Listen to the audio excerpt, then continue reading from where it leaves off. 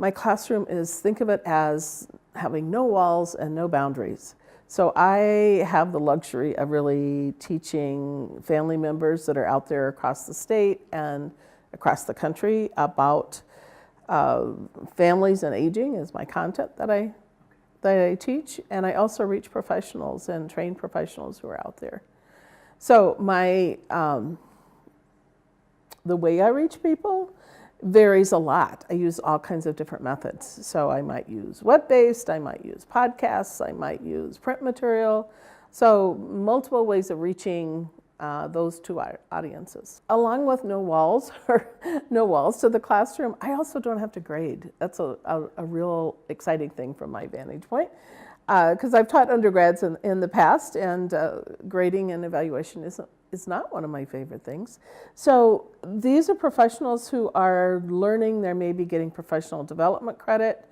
They're learning, for example, they might be practitioners working around elder abuse, and they're coming to a session to learn about elder financial exploitation from me. So they might be getting credits, but they're there because they want to be there. They're learning how to be better practitioners, not for grades, not for other kinds of incentives typically.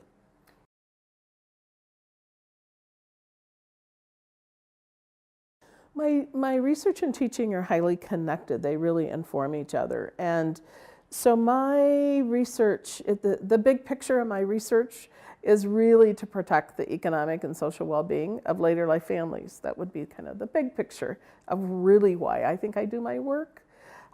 Specifically, I deal a lot with pretty normative decisions about all later life families are going to face. Things such as changes in health and independence, and how do we deal with long-term care? How do we deal with inheritance and the transfer of possessions? How do we deal with end-of-life decisions? Those are three big ones that I've spent a lot of my research career focused on, understanding the complexities of those decisions, how to help families make more informed decisions about those situations.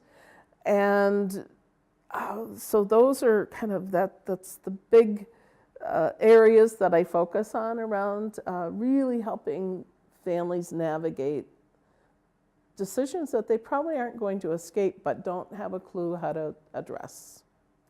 One of the ones that I'm really focused on and have been the last couple of years, and there's just lots of work to do yet, is that's around understanding what fair means.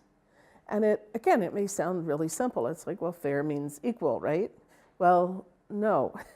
Particularly when you think about what's fair in terms of complex family relationships and different kinds of resources that might be transferred.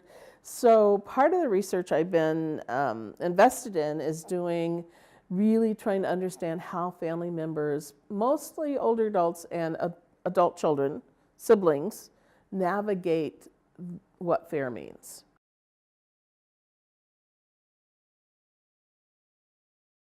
We're learning a lot about what makes a process fair. And again, I think there's a lot of discussion about, so what is the outcome? So if I get X, that's fair. But we don't spend a lot of time talking about what's the process for deciding. And there's a whole theory around interpersonal social justice and theoretical insight into fairness that we ground our research in. And it really is saying process is often more important than the outcome. And so what is it about process that matters? So that's what we're starting to get at, as, again, being able to really discover what helps protect economic and social well-being of families in later life. That's kind of my ultimate driving force, is how do we do that? And the nitty-gritty of that, obviously you have to dive into those different decisions. And so I'm focused on discovering, again, issues around what makes a decision fair or unfair, and why and how to get families to talk about that. And currently I'm really focused on understanding the meaning and experience of elder financial exploitation. It's another example of something that nobody wants to have happen in their family, but what we know is that elder family exploitation is the most common type of elder abuse, and it's a growing type of elder abuse. So again, very little research in that area, particularly from the perspective of a family member who's affected.